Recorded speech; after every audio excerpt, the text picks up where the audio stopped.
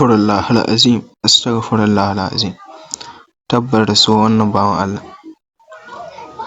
ba Allah ya ɗauki rayuwar wannan bawan Allah bane kawai sabida ƙarfin wa'innan bayan Allah da suka iya ƙarfin halin kai mishi hari. Wannan jarabtawa ce a gare mu musulmai. Astaghfirullah. Allah ka ji ƙanshi da rahama, ka yafe mishi kurakuransa albarkar Annabi Muhammad sallallahu alaihi wasallam. Menene aka tabbatar yanzu? Iranian State Media, hukumomin Iran sun bayyana cewa Ayatollah Ali Khamenei ya mutu bayan babban harin da Amurka da Isra'ila suka kai a Iran. Sun sanar da kwanaki 40 na makoki a ƙasar saboda rasuwarsa.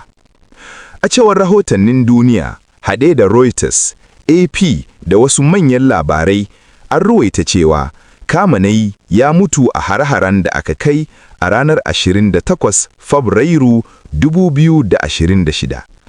Bayan harin, Iran ta kai martani da roƙaƙi na makami, missiles da drones a wurare kamar Isra'ila da wasu ƙasashen Larabawa, kuma rikicin ya ƙaru.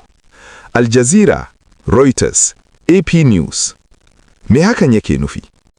Wannan labari yanzu ana ɗaukarsa a matsayin sahihacce saboda hukumomin Iran sun tabbatar da mutuwar Khamenei da kansu. Al Jazeera. Kafin wannan sanarwa, ƙarin masana da shugabanni kamar Donald Trump sun ruwaita cewa an kashe shi, amma ba a samu tabbaci daga bangarorin Iran ba. The Guardian. A lokacin da aka yi harin, an fara da rahotanni masu jayyaya, amma daga baya Iran ta tabbatar da rasuwarsa. Al Jazeera.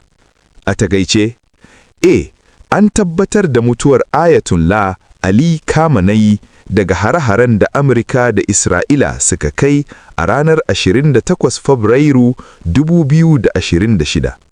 Wannan labari ba jita-jita kawai bane. Yanzu an tabbatar da shi daga kafofin Iran da kuma sanannun kafofin duniya. Al Jazeera, Reuters. Abinda hakan ke nufi ga Iran, mutuwar shugaban ƙasa mafi ƙarfi da babban magajin addini na iya kawo sauye-sauye masu girma a tsarin mulkin Iran. Hakan ya ƙara addazara rikicin tsakanin Iran da Amurka da Isra'ila da kuma faɗa da tashin hankali a yankin Gabas ta Tsakiya. A iya namu tunani ba ma tunanin wannan abin da ya faru gazawa ce a ƙasar Iran ko kuma ƙarfi a ƙasar Amurka ko Isra'ila. Akwai yiwuwar sauya shugaba wanda zai maye gurbin Ayatollah Ali Khamenei a kusa-kusan nan. Ta iya yiwuwa ɗansa ko kuma wancan tsohon shugaban. Sabida abin da ake yi dai ba fasawa za a yi ba, insha Allah. Allah ya ji ƙansu da rahama. Amin.